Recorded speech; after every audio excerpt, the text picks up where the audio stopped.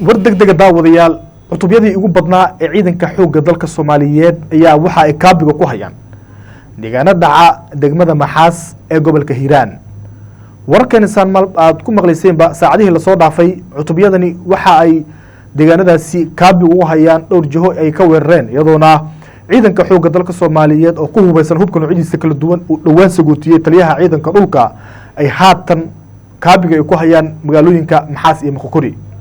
wararka aynu ka helino deegaanadaasi ayaa waxay sheegayaan in ciidanka xoogga dalka Soomaaliyeed iyo kuwa deegaanka aad u tiro badan in labadaasi magaalo ay hadda kaabiga ku hayaan in hareerayeen. sidoo kale warku waxay intaasi ku darayaan in kooxdii halkaasi ku sugnayd ee argagixisada al-shabaab inay iskaga bixeen deegaanadaasi iyadoona ciidanku saacadaha soo socda ay gali doonaan magaalooyinka Maxaas iyo Muqokori.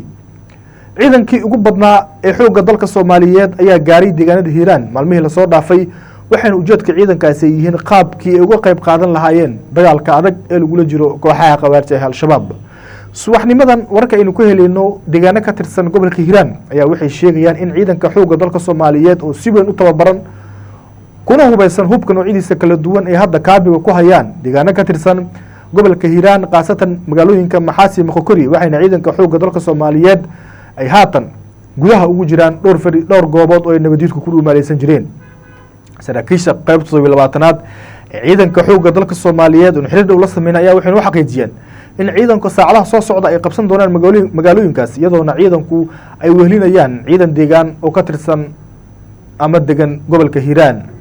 wararka sidoo kale waxay intaasi ku darayaan in ciidan badan oo ka tirsan xoogga dalka Soomaaliyeed ay ka kala dhaqaaqeen magaalooyinka Buulaburd iyo Jallaqsi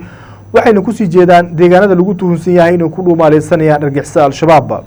dhowrkii saac la soo dhaafay ciidanka xoogga dalka qaasatan guutada 20aad ee Gorgor ayaa waxa ay dhowr jaha ay ka weerareen magaalooyinka Maxaas iyo Muqokori iyadoona ciidanku saacadaha soo socda ay gudaha u gali doonaan magaalooyinkaasi.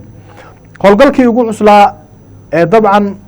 lagu weerarayo deegaanada nabadgelyadu ay gacanta ku hayaan ay ciidanku qorsheynayaan waxaana ciidanku saacadaha soo socda ay qaban doonaan magaalooyin muhiim ah oo ay nabadgelyadu muddo dheer ay ka arrimin jireen. warkaas sidoo kale waxay intaasi ku darayaan in ciidanka dagaalku ay ku helinayaan diyaaradaha dagaalka ee dowladda Soomaaliya ka taageera dhanka cirka waxaana cabsi daran ay soo wajahday horjoogayaasha iyo maleeshiyaadka ka tirsan kooxda qawaarta al-shabaab kuwaas oo ku dhuumaaleysanaya deegaano iyo tuulooyin ka tirsan gobolka Hiiraan. warkaas sidoo kale waxay intaasi ku darayaan in ciidanka xoogga dalka Soomaaliyeed ay haatan dhowr goobood oo ka tirsan gobolka Hiiraan ay kaga dhaqaaqeen waxayna ciidanku ujeedkoodu u yahay inay qabsadaan deegaanada nabadgelyadu ay ka arriminayaan. Maxaas iyo Muqokori waa bartilmaameedka ugu weyn ee ciidanka xoogga dalka iyo kuwa deegaanka ay leeyihiin waxaana haatan warka naga soo gaaraya degmada Maxaas ay sheegayaan in guud ahaanba degmadu ay haawanayso in kooxdii nabadgelyada ahayd magaaladaasi dib ay uga baxeen. saraakiisha ayaa noo xaqiijiyay in saacadaha soo socday magaalada gudaha u gali doonaan saxaafadana ugu warami doonaan waxaana ciidanka xoogga dalka Soomaaliyeed haatan dhaqdhaqaaqyadii ugu xooganaa ay ka wadaan tuulooyin deegaano hoostaga gobolka Hiiraan. wararka sidoo kale aynu ku helayno deegaanka Teedaan iyo Burdaar iyo deegaano ku dhow ayaa waxay sheegayaan in ciidanka xoogga dalka ay haatan dhaqdhaqaaqyadii ugu xooganaa ay ka wadaan deegaanadaasi waxaana ciidanku sidoo kale dhowr jaha ay ka weerarayaan goobaha lagu tuhunsan yahay inay ku dhumaaleysanayaan nabadgelyada al-shabaab. taliyaha ciidanka dhulka ee xoogga dalka Soomaaliyeed oo ku sugan deegaano ka tirsan gobolka Hiiraan oo hadda magacooda sheegin ayaa waxa uu la dardaarmay cutubyo kale waxa uuna sheegay inay muhiim ay tahay in sida ugu dhaqsiyaha badan ay ku dhaqaaqaan goobaha lagu tuhunsan yahay inay ku dhumaaleysanayaan qawaarta al-shabaab. sidoo kale ciidanka xoogga dalka Soomaaliyeed ayaa dhaqdhaqaaqyadii ugu xooganaa waxa ay ka wadaan guud ahaan gobolka Hiiraan waxayna ciidanku sidoo kale ay haatan kaabiga ay ku hayaan degmooyin kale oo muhiim ah oo lagu tuhunsan yahay inay ku dhumaaleysanayaan nabadgelyada al-shabaab. dhowr jaha ayaa degmooyinka Maxaas ciidanka ay ka joogaan waxayna ciidanku deegaanka Caliganay ay ka wadaan dhaqdhaqaaqyadii ugu xooganaa ee lagu la dagaalamayo kooxaha qawaarta al-shabaab. waxayna sidoo kale ciidanka xoogga dalka Soomaaliyeed ee abaabulkii ugu xooganaa ay ka wadaan deegaanka Dhisaqtiir ee gobolka Hiiraan wadadaas oo xiriirisa degmooyinka Wabxo iyo Hiiraan waxayna ciidanka xoogga dalka Soomaaliyeed ee haatan dhowr jaha ay kaga jiraan magaalada Maxaas iyadoona saacadaha soo socday ciidanku ay ku guuleysan doonaan inay gacanta ku dhigaan halkaasi. guud ahaan gobolka Hiiraan waxaa si xawli uga soconaya howlgallada ay wadaan ciidanka xoogga dalka Soomaaliyeed ciidankuna howlgalladaasi waxa ay ka gaareen guulo aad u waaweyn waxaana ciidanka saacadaha soo socday gudaha u gali doonaan magaalooyin lagu tuhunsan yahay ama ay muddo dheer gacanta ku hayeen qawaarta al-shabaab.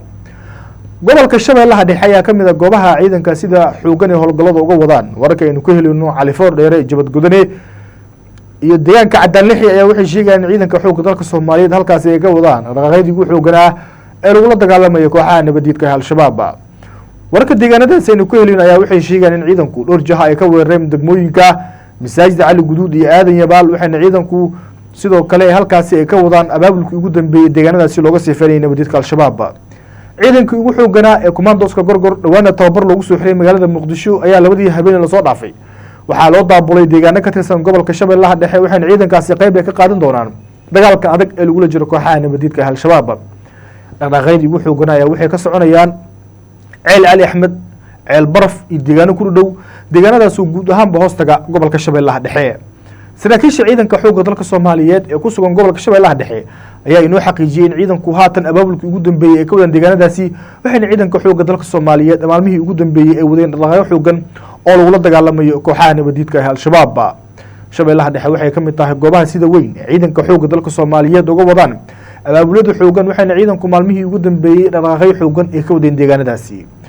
warkaas sidoo kale waxay intaasi ku darayaan in ciidanka xoogga dalka soomaaliyeed ay ku guuleysteen in saacadihii lasoo dhaafay tuulooyin hoostaga degmooyinka masaajid cali guduud iyo aadan yabaal ay ka sameeyeen dhaqaaqyadii ugu dambeeyey ee looga sifeynayay deegaanadaasi waxayna ciidanku dhowr tuulo ay ka saareen kooxda al-shabaab saraakiisha ayaa sidoo kale inoo xaqiijiyay in ciidanku haatan ay kusii jeedaan fariisimo kale oo lagu tuhunsan yahay inay ku dhumaaleysanayaan nabadiidka al-shabaab shabeellaha dhexe waxay ka mid tahay goobaha sida weyn ay saakay ciidamada xoogga dalka soomaaliyeed uga sameeyeen howlgallada adag ee lagula dagaalamayo kooxda nabadiidka ah al-shabaab sidoo kale duqeymo dhanka cirka ah ayaa xalay laga sameeyey deegaano ka tirsan gobolka shabeellaha dhexe waxayna ciidanku ay ku guuleysteen inay bartilmaameysadaan ama dowladaha soomaaliya ka taageera dhanka cirka ay ku guuleysteen inay bartilmaameysadaan goobo ay ku shirsanaayeen horjoogayaal ka tirsan nabadiidka al-shabaab tuulooyin hoostaga califool dheere ayay duqeymuhu ka dhaceen waxaana halkaasi lagu bartilmaameysaday horjoogayaal iyo maleeshiyaad ka tirsan khawaarija al-shabaab sidoo kale jabadgudane iyo deegaano ku dhow ayay duqeymuhu ka dhaceen sidoo dadka deegaanka inoo xaqiijiyeen waxayna dadku deegaanka inoo sheegeen inay maqlayeen xalay hukunka madaaficda waaweyn ay ridayaan diyaaradaha waxaana ay sheegeen in la bartilmaameysaday goobo ay ku sugnaayeen kooxda khawaarija al-shabaab taliska xoogga dalka soomaaliyeed ilaa hadda warka ma soo saarin duqeymihii ka dhacay deegaano ka tirsan gobolka shabeellaha dhexe ee lagu bartilmaameysaday kooxda khawaarija al-shabaab sidoo kale warka ayaa waxay sheegayaan in deegaano iyo tuulooyin dhaca gobolka shabeellaha hoose ay si weyn uga socdaan howlgallada adag ee lagula dagaalamayo kooxaha khawaarija al-shabaab goobihii maalmahanba ciidamada xoogga dalka soomaaliyeed ay gacanta ku dhigeen ee kale ah gandarshe jilib marka ilaa dhanaane ayay ciidamadu saakay waxa ay ka sameeyeen howlgalladii ugu cuslaa oo lagula dagaalamayo kooxda khawaarija al-shabaab taliyaha guutada 20aad ee commandoska gorgor ee xoogga dalka maxamed sheekh oo xiriir la sameeyay ayaa inoo xaqiijiyay in ciidanka xoogga dalka ee dhowr jaha ay ka weerareen deegaano iyo tuulooyin ka tirsan gobolka shabeellaha hoose waxauna sheegay howlgalka aamusan in ciidanku halkaasi ay ka qaadeen waxayna ciidanku dhowr tuulo oo hoostaga dhulka xeebta ee degmada marka ay ka sameeyeen howlgalladii ugu xooganaa oo lagu baacsanayo kooxda nabadiidka ah al-shabaab sidoo kale howlgalka waxa uu ka dhacay tuulooyin hoostaga degmooyinka sablaal iyo kutuwaari halkaas oo ay gacanta ku hayaan kooxda khawaarija al-shabaab warkaynu ka helin deegaanadaas ayaa waxay sheegayaan in ciidanka xoogga dalka soomaaliyeed khaasatan commandoska danaba ay u daateen fariisimo ay ku dhumaaleysan jireen nabadiidka al-shabaab iyadoona ciidanka xoogga dalka ay sidoo kale dhowr jaha ay ka weerareen deegaanadaasi warka sidoo kale waxay intaasi ku darayaan in ciidanka xoogga dalka soomaaliyeed ay howlgallo ballaaran ay ka sameeyeen dhulka loo yaqaano jiinka webiga oo hoostaga deegaanka basre iyo deegaanada ku dhow iyo jambaluul waxayna ciidanku ay ku guuleysteen halkaas inay ka sifeeyaan howlgallo ballaaran oo deegaanadaasi looga sifeynayay kooxda khawaarija al-shabaab shabeellaha hoose waxay ka mid tahay goobaha sida weyn ee ciidanka xoogga dalka soomaaliyeed uga wadaan howlgallada lagula dagaalamayo kooxda khawaarija al-shabaab maxayna ciidanka maalmihii ugu dambeeyey halkaasi ay ka wadeen dhaqdhaqaaqyo xoogan iyadoona ciidanka xoogga dalka ay ku guuleysteen in deegaano dhowr ay ka sifeeyaan khawaarija al-shabaab sidoo kale wararka aynu ku helino deegaano ka tirsan gobolka jubbooyinka ayaa waxay sheegayaan in ciidanka xoogga dalka soomaaliyeed ee dhaqdhaqaaqyadii ugu xooganaa ay ka wadaan tuulooyin hoostaga deegaanka janay cabdalle iyo saakow halkaas oo lagu tuhunsan yahay inay ku dhumaaleysanayaan khawaarija al-shabaab janay cabdalle ciidan aad u tiro badan oo ka tirsan kuwa xoogga dalka iyo daraawiishta ayaa ku dhaqaaqay waxayna halkaasi ka sameeyeen howlgallo xoogan oo lagu bartilmaameysaday dhufaysay nabadiidku halkaasi ay ku lahaayeen warkaya sidoo kale waxay intaasi ku darayaan in ciidanka xoogga dalka soomaaliyeed oo ku hubaysan gawaarida gaashaaman iyo dabaabadaha waaweyn ee dagaalka ay gudaha u galeen tuulooyin hoostaga degmada saakow oo maalmihii lasoo dhaafay ay ka dhaceen duqeymo xoogan oo lagu bartilmaameysaday kooxda khawaarija al-shabaab saakow waxay ka mid tahay goobaha argagixisadu ay gacanta ku hayso waxayna ciidanka xoogga dalka iyo kuwa deegaanka ay maalmahanba ka wadeen dhaqaaqyadii ugu xooganaa ee lagula dagaalamayay kooxda khawaarija al-shabaab sidoo kale ciidanka xoogga dalka iyo kuwa deegaanka